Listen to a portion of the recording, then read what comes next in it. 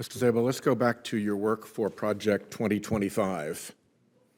You were a contributor to that document and were thanked by the author of the chapter on EPA, correct?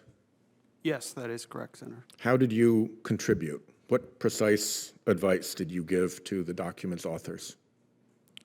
Thank you, Senator, for that question. I provided just general advice and thoughts with respect to policies that within the Clean Air Act section specifically. Do you have or did they have any record of the advice that you gave? I am not aware of any records they may have. I was a volunteer, and I do not have any records myself. You have no notes, you have no memos, nothing was in writing and all of this? I have no records, Senator. Is that because you had records and you've gotten rid of them, or were there never any records? Senator, I have no records. That doesn't answer the question. Is the reason you have no records because you got rid of your records of your engagement with Project 2025? Senator, as a private organization, I'm not sure what their record-keeping policies were or are, but I do not have any records. Did you submit anything in writing to them at any point? Did you ever have records?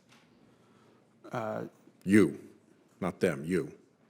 Senator, I provided advice to Project 2025. How? By email, by phone, personal conversations, memos? Senator, I provided them advice in a number of ways. Including ways that were in writing? Senator, that's likely. Likely? Isn't that something you'd actually know since it was your advice and you would have written it down? How is that likely? Isn't that yes or no? Senator, I'd have to go back and, as I said, I have no records. I would have to go think more about whether there were. Well, I will ask you to think more and also to make this records preservation request, and we'll follow up as appropriate.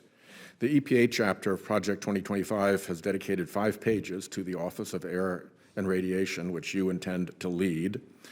Do you stand by the policy recommendations in that subsection related to NACs, climate change, HFCs, mobile and stationary source permitting, Clean Air Act sections 111 and 112, radiation, and EPA personnel?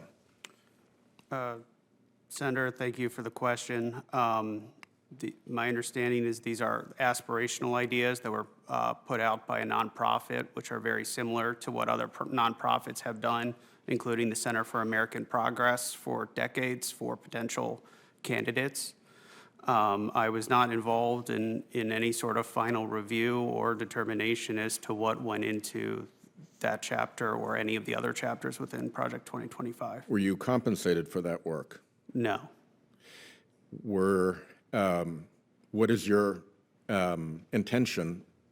Let me just go back a step. What we have seen is everybody from President Trump down say we had nothing to do with Project 2025, and that's not our blueprint. And then as we watch things roll out in real life, we see that it is the Project 2025 blueprint over and over and over again.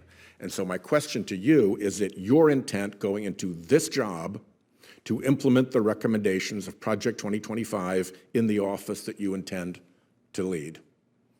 Senator, if confirmed, I believe in an open door policy with respect to ideas from all potential stakeholders, whether they be conservative or Democratic. I am open to any group's ideas. I believe that's the best way to be a regulator, is to have an open collaborative framework with anyone who would like to engage with the federal government.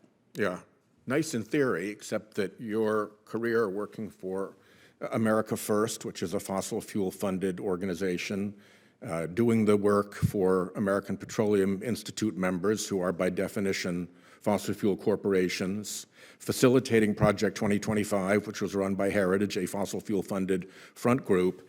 Everything in your past shows you absolutely aligned with the industry that is the heart of climate pollution, and it makes me wonder how it is possible for you to take an honest look at climate change and the risks that it presents to us from that background.